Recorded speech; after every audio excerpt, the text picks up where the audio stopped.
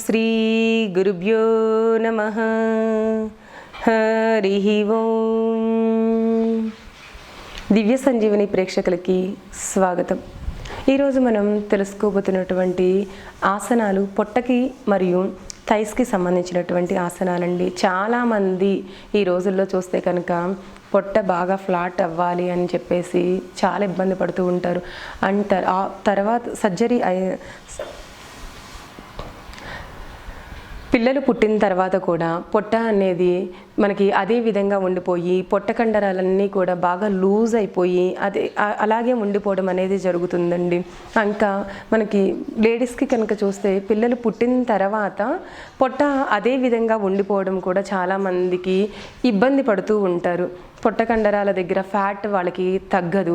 ఇంకా పొట్ట కండరాలన్నీ కూడా లూజ్ అయిపోయి ఒక సంచిలాగా ఉండిపోవడం అనేది కూడా జరుగుతూ ఉంటుంది.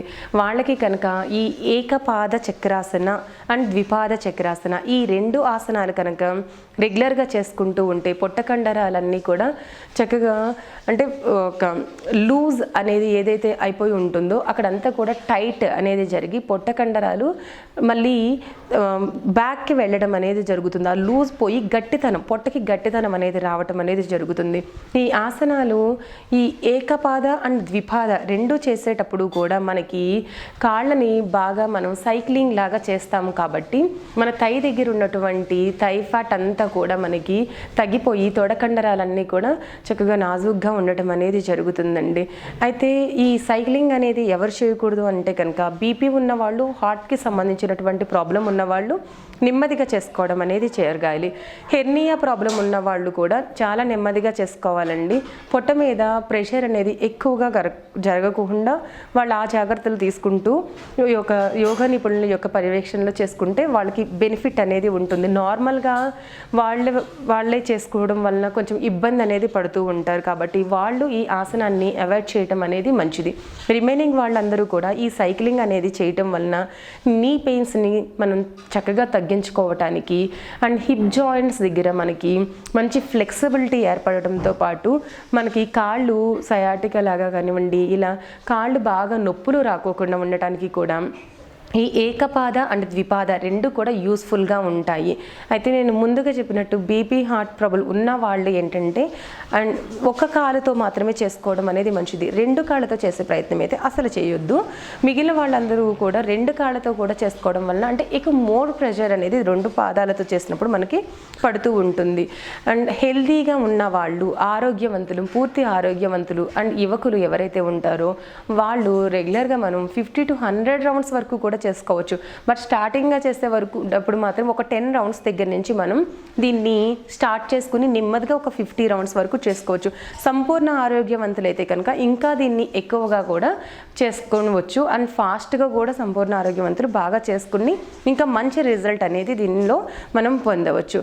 అయితే ముందుగా ఏకపాద చక్రాసన అనేది ఏ విధంగా చేయాలో చూద్దాము. ఈ సైక్లింగ్ చేయడానికి ముందుగా మనం ప్రారంభిక ఆసనానికి వచ్చేసేయాలి. ముందుగా ఈ విధంగా దండాసనంలో కూర్చోవాల్సి ఉంటుంది.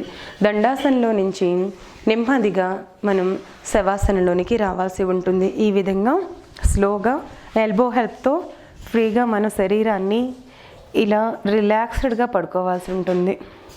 రిలాక్స్డ్గా పడుకుని ఏకపాద చక్రాసనంలో మనం ఒక్క పాదాన్ని మాత్రమే పైకి లేపడం అనేది జరుగుతుంది. అయితే ఎవరైతే కనుక బ్యాక్ పెయిన్ అయితే ఉంటుందో నార్మల్ పెయిన్స్ ఉన్నవాళ్ళు ఇక్కడ ఫింగర్ యొక్క టిప్ ఆఫ్ ద పాయింట్స్ అనేది ఇక్కడ బ్యాక్ ఇక్కడ పెట్టుకోవడం వలన వెన్నెముక దగ్గర మనకి ప్రెషర్ పడుకోకుండా ఉండి ఇవి ఇక్కడే ప్రెషర్ అనేది ఈ విధంగా జరగటం వలన వెన్ను వరకు కూడా ఇబ్బంది లేకోకుండా ఉంటుంది. ఇబ్బంది లేదు అనుకున్న వాళ్ళైతే నార్మల్గా మనం హ్యాండ్స్ని ఇక్కడ పెట్టేసుకొని చేసుకోవచ్చు. అయితే దీనిలో ఒక పాదాన్ని ఈ విధంగా 90 degrees వరకు కూడా ఈ విధంగా లిఫ్ట్ చేసుకోవాల్సి ఉంటుంది. లిఫ్ట్ చేసుకుని నెమ్మదిగా సైక్లింగ్ చేయాల్సి ఉంటుంది. ఈ విధంగా ముందుకి వెనక్కి ఇలా చేసేటప్పుడు పాదాన్ని మొత్తం అంతా కూడా ఇలా స్ట్రెచ్ చేయాల్సి ఉంటుంది. బాగా సాగతీయాలి. ఇలా సాగతీస్తూ కౌంటింగ్ వైజ్గా మనం కౌంట్ చేసుకుంటూ చేయాల్సి ఉంటుంది. 3, 4, 5 rounds. Next anti-clockwise అపసవ్య దశలో 1 2 3 4 అండ్ 5. నెమ్మదిగా ఈ కాలికి రెస్ట్ ఇస్తూ ఇంకొక కాల్ని మనం చేయాల్సి ఉంటుంది. ఇబ్బంది ఉన్నవాళ్ళు బ్యాక్ దగ్గర ఇక్కడ హెల్ప్ తీసుకోండి. కొంచెం హెల్ప్ తీసుకుంటే మనకి ప్రెషర్ పడకుండా ఉంటుంది. ఈ విధంగా 1 2 3 4 and 5 rounds. Next anticlockwise కాలిని కంపల్సరీ మొత్తానికి ఇక్కడ వాల్ ఉంటే కనుక వాల్కి టచ్ అయ్యి బ్యాక్కి రావాలి, అలా చూసుకోవాలి. 2 3 4 అండ్ 5 రౌండ్స్. ఈ విధంగా నెమ్మదిగా 5 రౌండ్స్ దగ్గర నుంచి స్టార్ట్ చేసుకుంటూ ఒక 50 రౌండ్స్ వరకు కూడా చేసుకోవచ్చండి.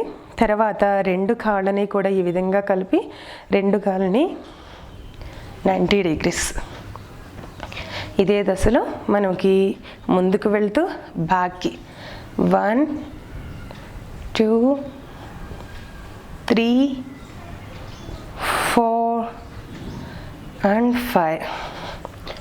నెక్స్ట్ ఈ విధంగా ముందుకి 1 2 3 4 అండ్ 5.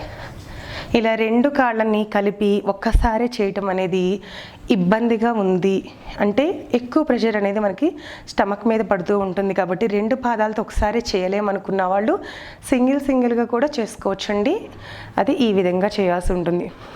1 2 3 4 5 6 7 8 9 10. కాలిని కంప్లీట్గా స్ట్రెచ్ చేయాలి. మళ్ళీ బ్యాక్కి 1 2 3 4 5 6 7 8 9 10. Then relax slowly. Relax in Savasana.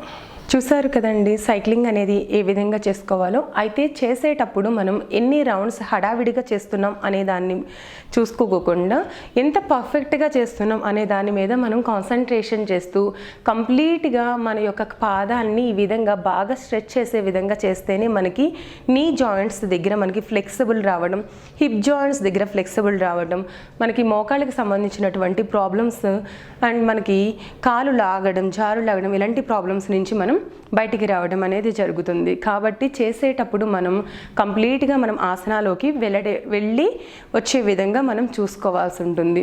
అయితే ఒక కాలుతో ముందు ప్రాక్టీస్ చేసుకున్న తర్వాత ఇబ్బంది లేదు అనుకున్నప్పుడు 2 పాదాలతో చేసుకోండి.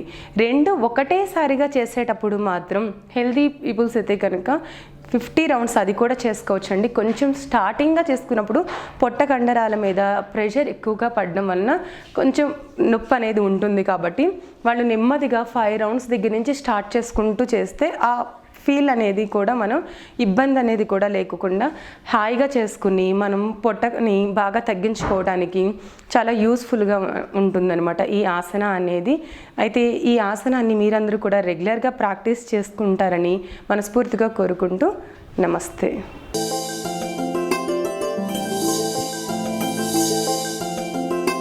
ఈ వీడియో మీకు నచ్చినట్లయితే లైక్ మరియు షేర్ చేయండి. మీ అమూల్యమైన అభిప్రాయాన్ని కామెంట్ రూపంలో తెలియచేయండి. ఇలాంటి మరిన్ని వీడియోస్ కోసం మా ఛానల్ను సబ్స్క్రైబ్ చేసి పక్కనే ఉన్న గంట సింబల్ను నొక్కండి.